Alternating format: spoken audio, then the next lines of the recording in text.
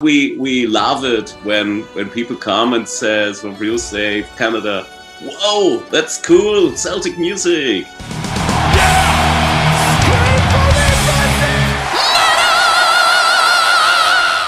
Herzlich willkommen bei Belgian Jasper. Well, no worries, this is not going to be a German video. However, I am talking to Feuerschwanz today. Now, Feuerschwanz is one of the leading bands in the Mittelalter-Rock genre. Now, those might be weird words for people outside of Germany and Austria and Switzerland, but basically Mittelalter-Rock is medieval-inspired rock and heavy metal. It is hugely popular in Germany, and it is basically a quite accessible form of hard rock and heavy metal, and it is heavily inspired by medieval folk music. Feuerschwanz also mix in a good party every single time, and they are now releasing a pseudo-live album that was recorded during the pandemic. To learn all about it, I sat down with the Hauptmann. Denn das elfte Gebot gebietet zu leben, als wartet morgen der Tod. Hauptmann, thank you so much for your time today. I really appreciate it. Before we get started, so Feuerschwanz started off as a parody of Mittelalter rock and metal, you know, for bands that people could look into, or obviously Corvus Corax, Extremo, Schandmaul. There's a bunch of them in Germany. But now, not only are you part of that movement, but you're even the flag bearers for that movement to some extent. How did Feuerschwanz go completely out of control? It's a long development in this band history, and I'm so glad and happy that you can speak Feuerschwanz.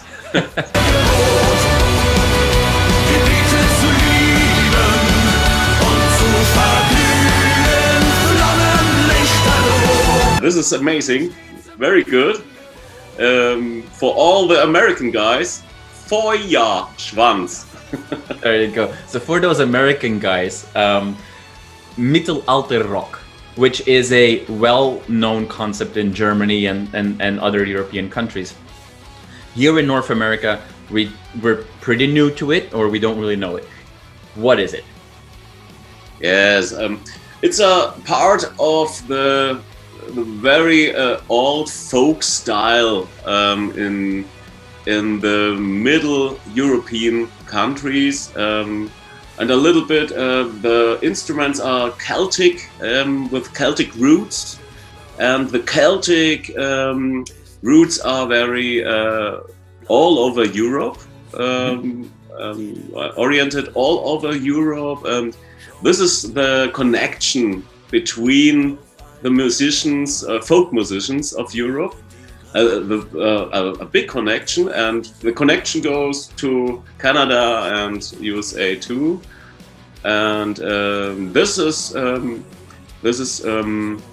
I think in Germany a special type of the Celtic idea is the bagpipe, the German Mittelaltermarkt, medieval market bagpipe. The tradition is not so old. In the 80s of the last century, German folk musicians make a new start to make music, and it's a little bit trauma in Germany to make old music, and this kind of Celtic medieval music is very good, very healthy for us. Because there's no politician history in this stigma. Only our roots, and roots are very, very important for musicians.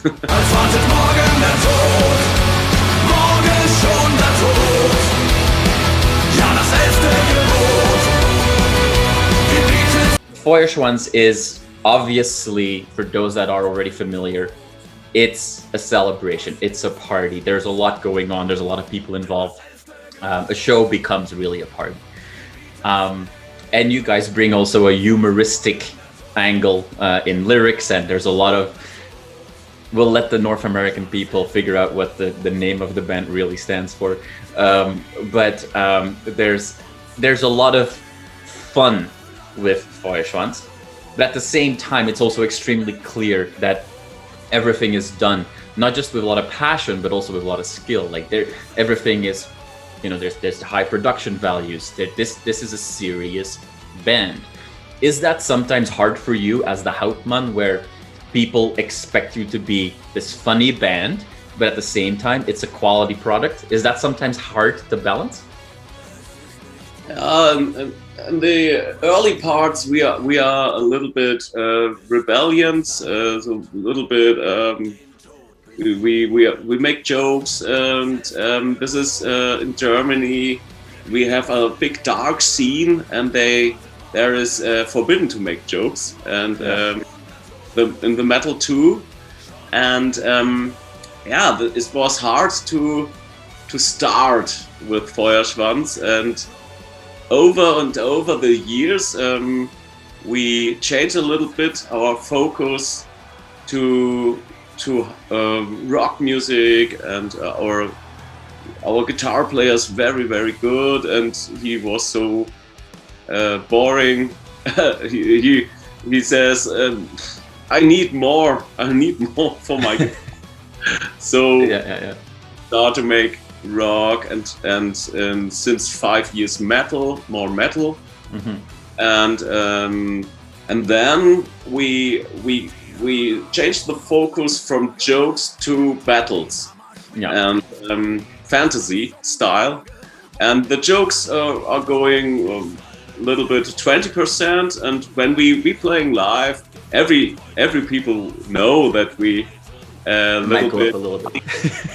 Auf ein Mietfest, gönnt euch ihr Zecher, auf ein Mietfest, gönnt euch die vollen. There are two dimensions of Feuerschwanz. Yeah. And but we have a new dimension with deep themes like death and dying and family, father, mother themes, very deep. Okay.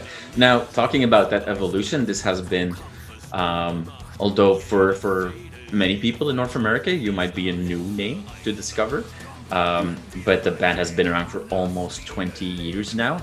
And the reason that you and I are having this conversation is because there is a new, let's call it, pseudo live best of album that is coming out, with the recording of some live streams that you did for the fans a few months ago, which will be a great introduction to a lot of people that were not yet familiar with the band. The title of that album is the letzte Schlacht. Wow. Your German is so great. Thank you. Which can both be considered like the last battle, but also the final battle. You wouldn't be the first band to use something like the final battle for a farewell tour and then never stopping, really. I don't assume that this is that meaning for you. This is not the end of the band, but a new era for the band? Yeah, the last battle, die letzte Schlacht, are the first words in the song Das Elfte Gebot, the title of our last album. And it's it's an image for fighting of musicians against the situation of COVID, and our power was a little bit I don't know in English, angeschlagen. You were affected by it. It impacted you. It was a little bit down, even maybe in autumn, but we need a concert because our tour was cancelled, and so Heute says it's the last battle now.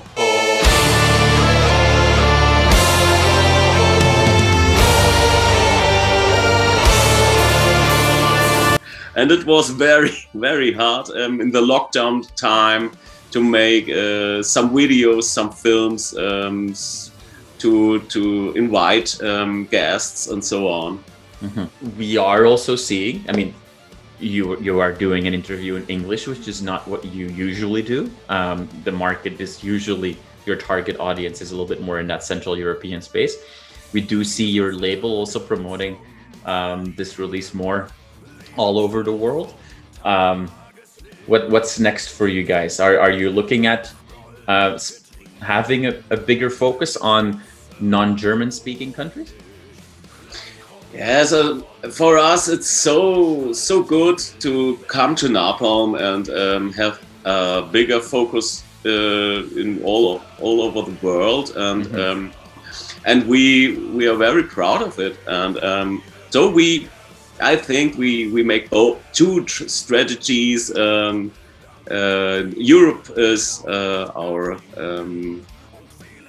kern, our focus, but we love it when people come and says from real safe Canada, "Whoa, that's cool, Celtic music."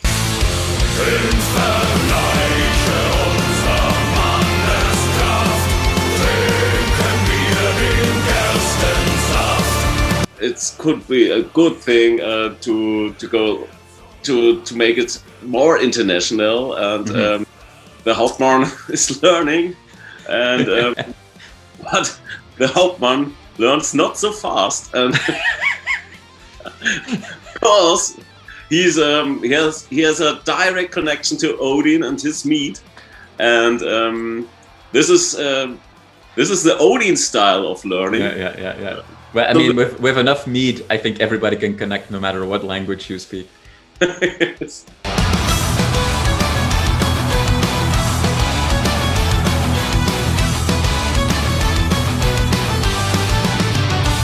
Some English guys said, "Yeah, Feuerschwanz is very good, but what is met?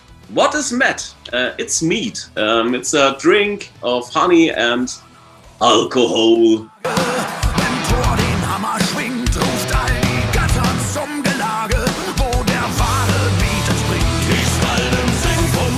Behind the scenes, we make we want to make more English conversations, more fun in English, and I think we had some covers in English, and we learn hard, and the cover versions of I See Fire, I think this is a good bridge to the English-speaking people to understand a little bit the philosophy of Feuerschwanz.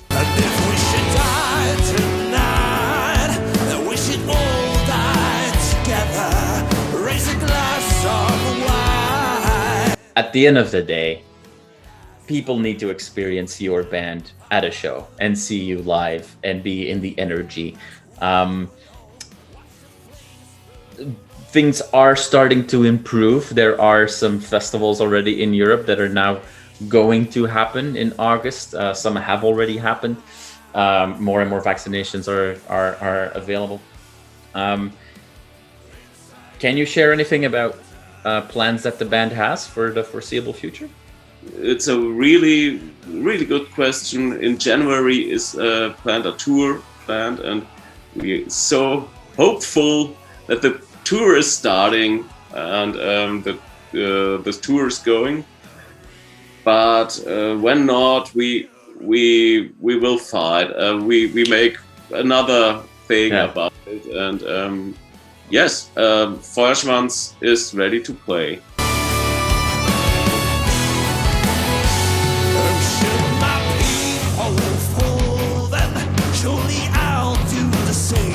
I mean, I also believe that that tour will happen. If things change again, and it won't, then you can record another live stream and call it just one more battle show instead of the final battle.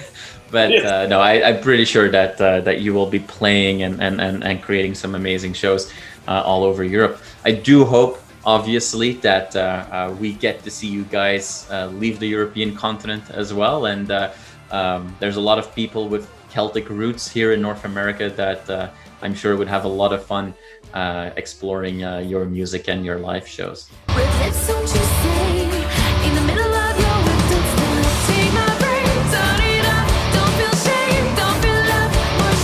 Well, Hauptmann, thank you so much for your time today. I really appreciate it. Yeah, I'm excited to see what's coming next for the band. Yes, I'm very glad, Jasper. You are a so good guy. My English is much better than normal. There you go. It's the Hauptmann's English is just so good. Like it's the Hauptmann's English.